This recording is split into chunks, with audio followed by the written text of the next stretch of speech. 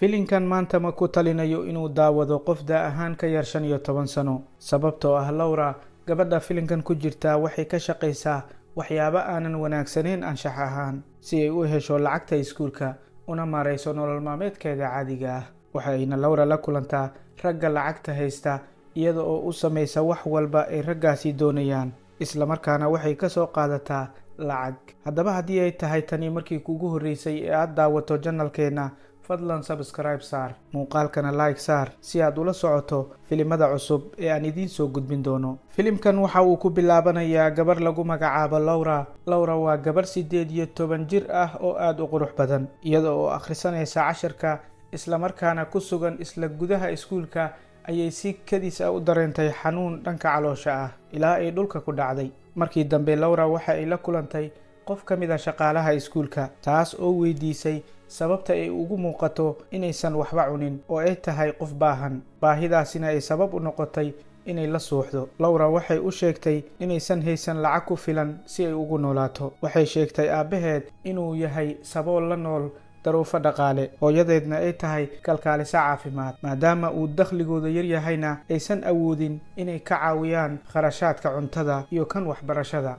shaqaalihii ayaa waxay Laura kula talisay inay dacwad ka dhan ah waalidiinteed u gudbiso maxkamadda si waalidkeed loogu khasbo inay bixiyaan kharashaadka iskuulka iyo sidoo kale midka ay nolosheeda ku maareyn lahayd balse way diiday waxayna ku tiri ma doonayo inaan sheekada heerkaas gaarsiiyo. Laura waxay guriga kula nooshahay saaxiibkeed Mano isagana marnaba uma muujin wax naxariis ah oo waxa uu u sheegay inay bixiso qayb ka mid ah kirada guriga iyo sidoo kale kharashaadka kale ee ku baxa noloshooda maadaama ay wada nool yihiin. iyadana waxay u ballan qaaday inay bixin doonto qaybteeda laakiin markii uu Mano isku dayay inuu Laura xiriir la sameeyo way ka diiday waxayna u sheegtay inaysan diyaar u ahayn xiriir labadooda dhex mara balse Mano waa uu ku adkaystay wuxuuna isku dayay inuu daruufta uga faa'iideysto. habeenkaasi korontada ayaa guriga ka go'day. Mano waxa uu Laura weydiiyay haddii ay bixisay lacagtii korontada waxayna u sheegtay inaysan weli bixinin balse ay lacagta bixin doonto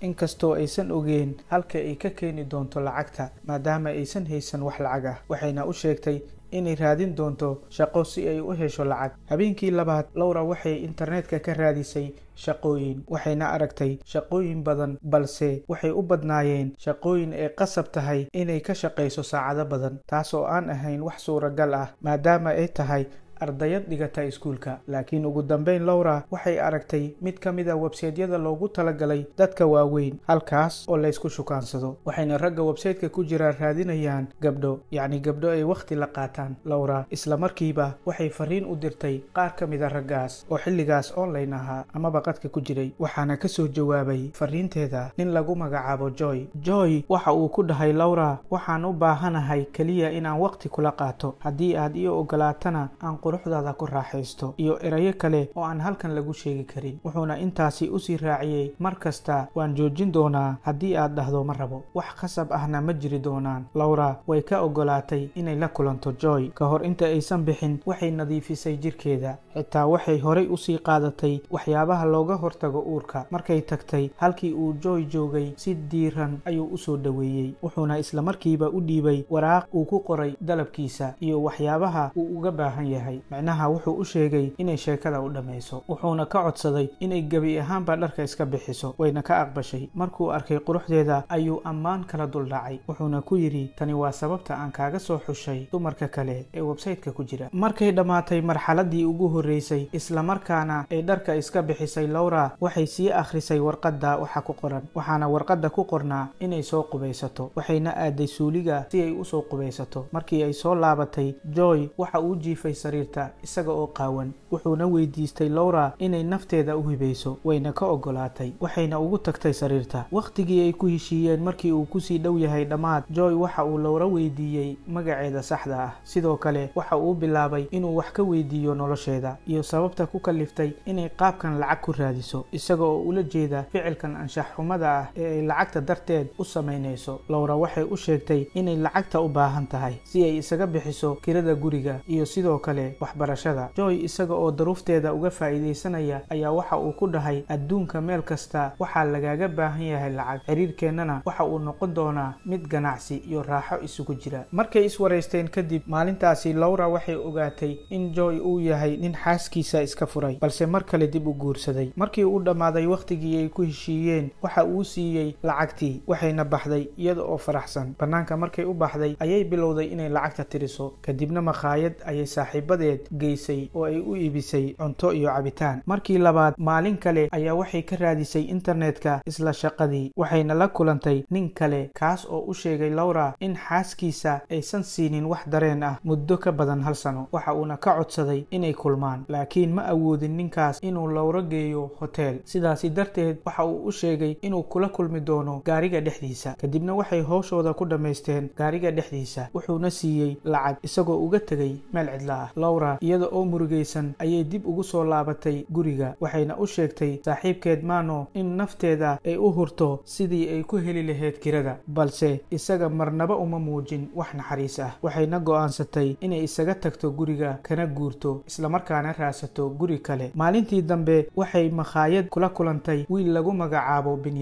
Benjamin iyo Laura waxay bilaabeen inay wada hadlaan oo ay xiriir yeeshaan, laakiin si ay u hesho lacag, Laura waxay sii wadatay shaqadeedii anshax xumada ahayd. sawirro qaawan ayay u dirtay sawir qaade u soo bandhigay inuu ka iibsan doono sawiradeeda, uuna ku soo bandhigi doono website-kiisa. isagana waxa uu u ballan qaaday inuu siin doono 200 oo euro halkii sawir. iyada oo ka shakisan ayay bilowday inay raadiso xogta sawir qaadahan iyo waxyaabaha uu sheegayo. kadibna waxay ogaatay in gabdho badan oo arday ah uu sawirro ka qaaday si ay lacag u helaan. waxay sii wadatay howlaheeda, waxayna heshay lacag ay ku daboosho baahideeda gaarka ah, laakiin marnaba kuma qanacsaneen waxyaabaha ay samaynayso. si kastaba ha ahaatee, lacagta way ku raaxaysataa. mar kale ayay Laura la xiriirtay Joy, waxayna weydiisatay inuu u iibiyo laptop cusub. isagana waa uu ka aqbalay, waxa uuna ku qasbay inay la kulanto mar kale. Joy markan waxa uu damacsan yahay inuu sameeyo waxyaabo ka daran wixii uu markii hore sameynayay. waxa uu qorsheynayaa inuu ka duubo muuqaallo anshax xumo ah. markay diiday, waxa uu kaamira ugu qariyay qolka. Laura way ooyday kadib markay ogaatay inuu Joy ka duubay muuqaallo. kadibna iyada oo xanaaqsan ayay gurigeeda dib ugu soo laabatay. iyada oo niyad jabsan ayaa waxay isku dayday inay arrimahan isaga baxdo, isla markaana xiriir jacayl la wadaagto Benjamin, kaas oo ah wiilkii ay kula kulantay maqaayadda isla markaana ay sheekaysteen. balse sirteedii markii uu ogaaday waa uu ku booday oo waxa uuna u sheegay inay tahay gabar rakhiis ah, isla markaana aysan u qalmin inuu xiriir la sameeyo. ugu dambeyntii Laura way isaga tagtay shaqadeeda iyada oo aad u niyad jabsan, waxayna go'aan ku gaartay inay ka guurto deegaanka ay degan tahay. waxayna u guurtay magaalada Paris ee waddanka Faransiiska. halkaas waxay isku dayday inay ka bilowdo shaqo nadiif ah